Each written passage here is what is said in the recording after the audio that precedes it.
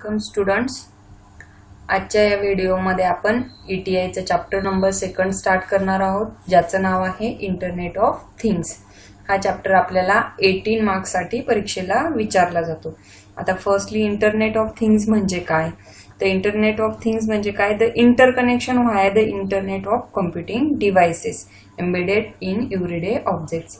म्हणजे काय? आपण जे काही डेली यूज मध्ये ऑब्जेक्ट्स वापरतो, जसा मोबाईल असेल किंवा आपलं कम्प्युटर असेल, तर ते काय आहे? इंटरकनेक्शन केलेलं आहे इंटरनेट अँड एखाद्या कम्प्युटिंग डिव्हाइसेस बरोबर। कशासाठी इंटरकनेक्ट करतो आपण? तर एखादा डेटा सेंड करण्यासाठी किंवा रिसीव्ह करण्यासाठी, म्हणून त्याला आपण म्हणतोय internet of thing. The interconnection via the internet of computing devices embedded in everyday objects enabling them to send and receive data. आता एम्बेडेड म्हणजे काय? कंबाईन करणे। एखादं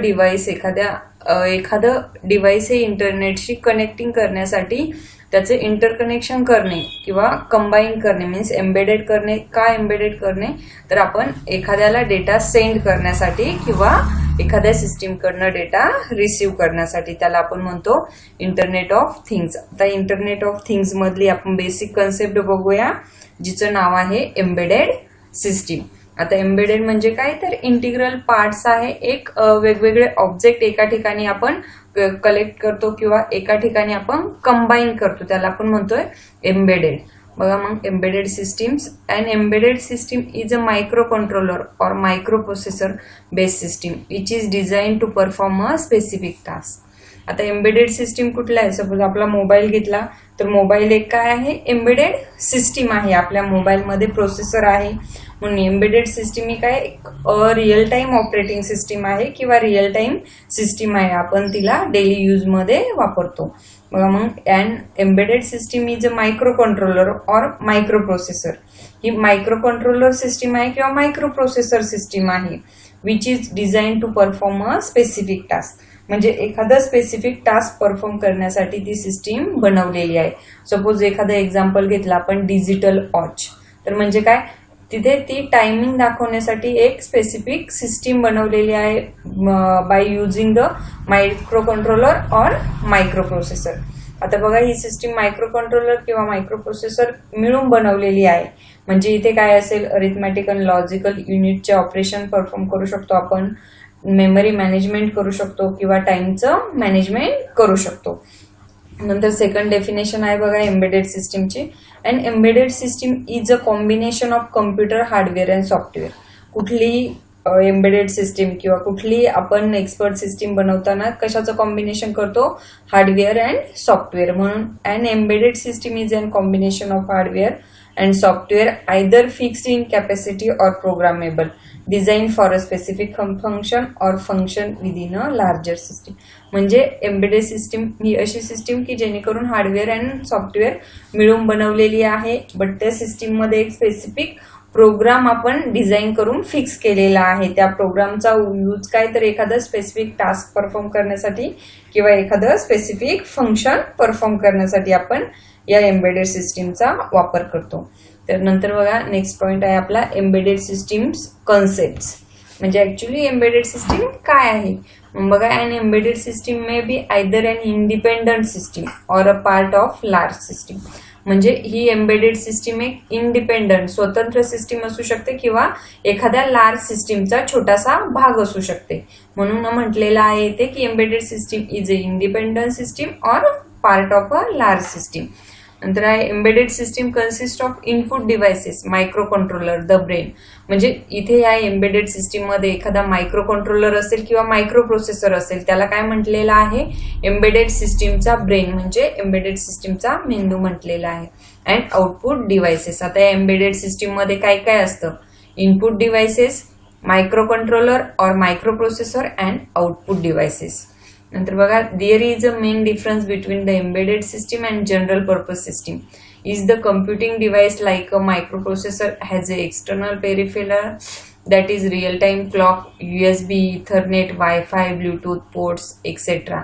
connected to it and are visible outside. But an embedded devices contain few or all the peripherals inside the module, which is called as a system on chip.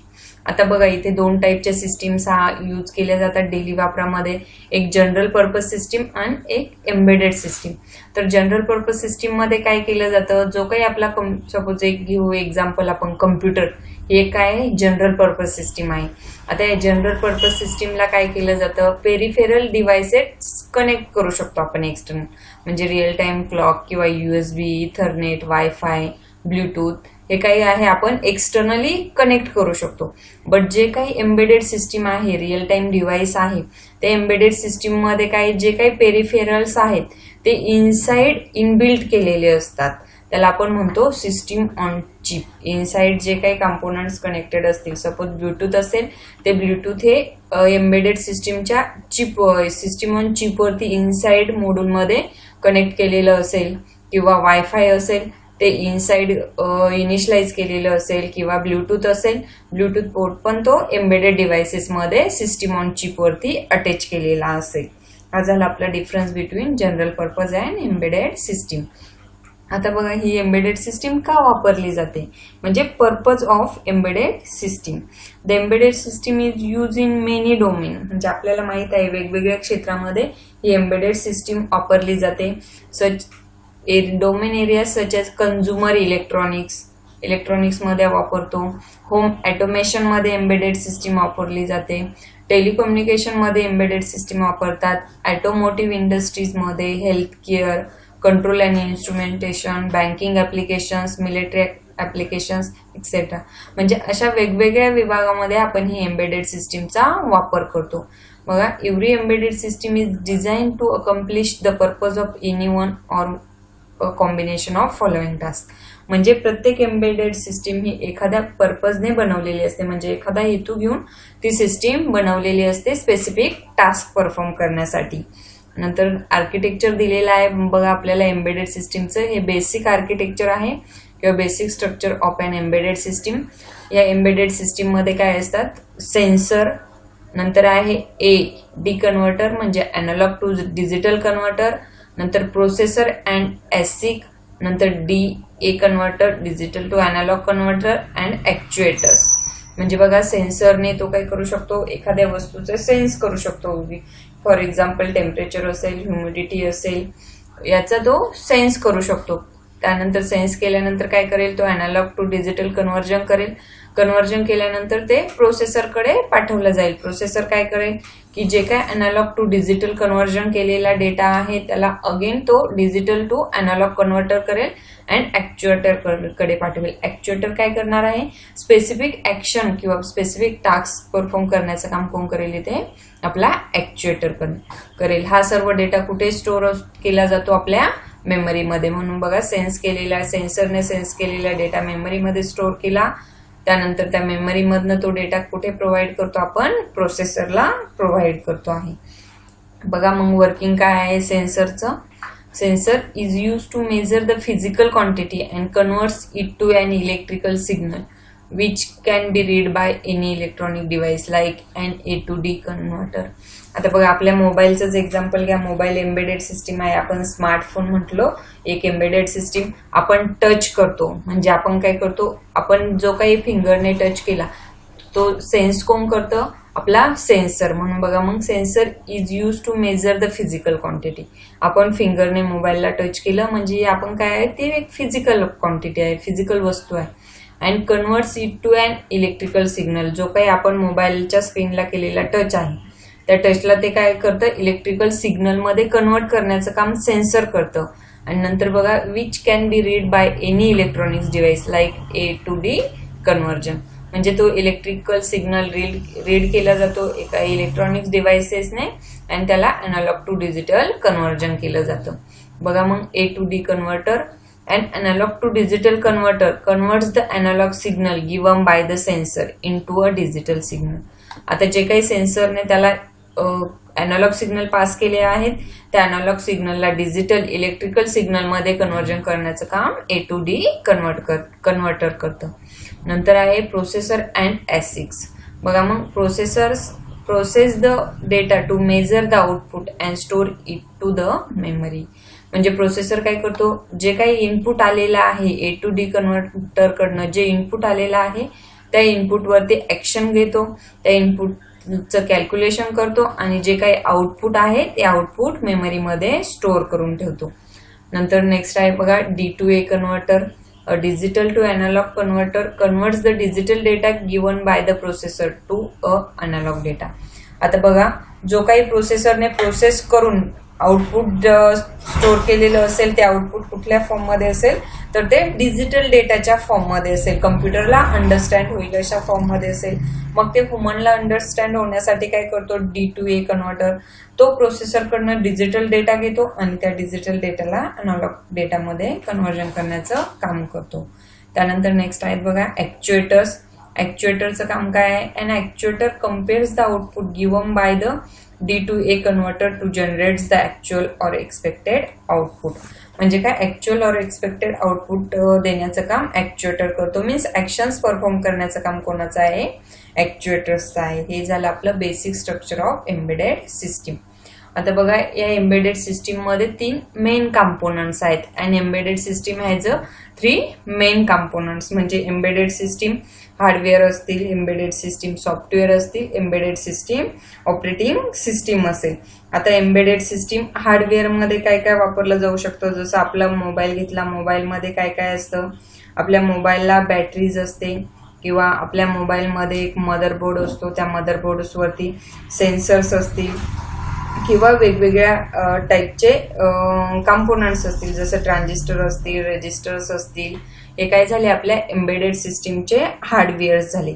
तसंच ह्या embedded सिस्टीमला software part पण असेल. म्हणजे आपल्या त्या embedded सिस्टीमच्या device मधली ऑपरेटिंग सिस्टीम, त्याला काय म्हणतो आपण? Software part. तर आपण इन डिटेल मध्ये बघूया आता एम्बेडेड सिस्टीमचे हार्डवेअर कुठले कुठले आहेत. तर बघा एम्बेडेड सिस्टीम मध्ये हार्डवेअर काय असेल? पॉवर सप्लाय करण्यासाठी. सपोज आपल्या मोबाईलला चार्जर असतं, म्हणजे ते चार्जर काय आहे आपलं? तर हार्डवेअर डिव्हाइसेस आहे.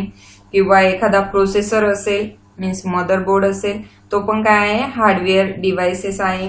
किंवा एखादा सिरियल कम्युनिकेशन पोर्ट असेल, म्हणजे आपला USB चा पोर्ट असेल, तो पण काय आहे? आपला हार्डवेअर डिव्हाइस आहे. तसेच या एम्बेडेड सिस्टीम मध्ये सॉफ्टवेअर डिव्हाइसेस आहेत.